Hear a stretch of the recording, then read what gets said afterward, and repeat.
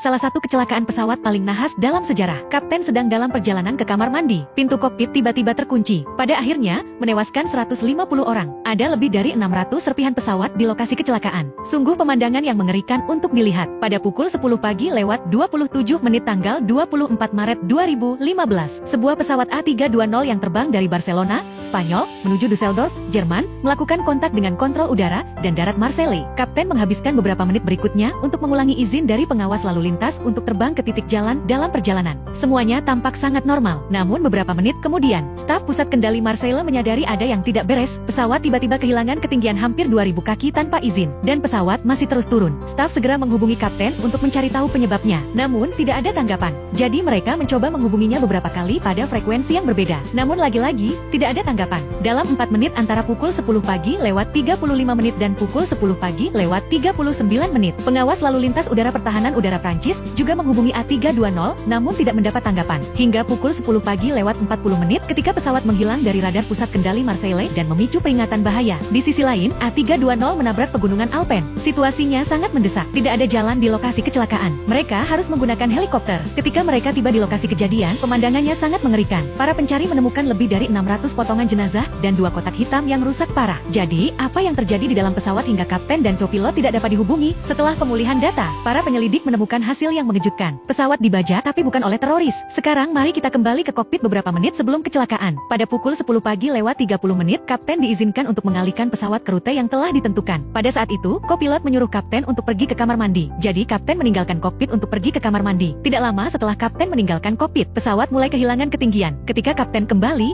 dia menemukan pintu terkunci. Jadi dia meminta kopilot untuk membukanya. Karena permintaannya yang berulang kali tidak dijawab, dia menyadari bahwa copilot telah membajak pesawat. Setelah peristiwa 9/11, sebagian besar pesawat mengganti pintu kokpitnya untuk melindungi pilot, sehingga hanya bisa dibuka dari dalam. Dari luar, Anda hanya bisa membuka pintu selama 5 detik dengan memasukkan kode darurat. Namun dalam kasus ini, jika seseorang menekan nomor pada keypad, alarm akan berbunyi di dalam kokpit. Pilot dapat mengalihkan pintu ke posisi terkunci. Ini mengesampingkan semua akses eksternal. Copilot menggunakan mekanisme ini untuk mengunci kapten dari kabin. Dari menit pukul 10 pagi lewat 35 menit hingga 10.394, kapten menggedor-gedor pintu. Tetapi pintu yang diperkuat terlalu keras untuk dibuka oleh seorang teroris sekalipun. Perilaku kapten menarik perhatian para penumpang. Mereka semua merasakan pesawat turun dengan putus asa. Akhirnya, 144 penumpang dan 4 awak pesawat serta kapten dan kopilot hancur menjadi puing-puing dengan dentuman keras. Orang-orang tidak tahu mengapa copilot melakukan apa yang dia lakukan. Penyelidikan kemudian mengungkapkan bahwa kopilot tersebut berusia 27 tahun. Dia belajar menerbangkan pesawat layang sejak kecil. Setelah lulus, ia bergabung dengan sekolah penerbangan.